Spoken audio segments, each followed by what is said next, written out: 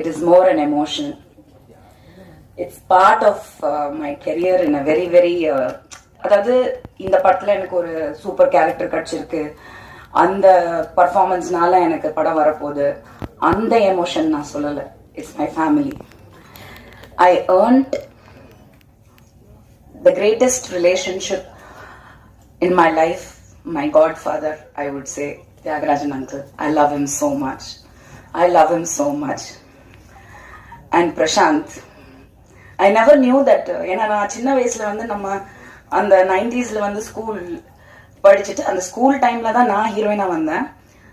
But one of the first heroes that you crush on and the age and the teenage crush வந்து definitely Prashant. So but I never imagined அது என்னன்னு தெரியல, there's something about Prashant that Prashant வந்து அந்த டிஸ்டன்ஸ்ல தான் இருக்கணும்.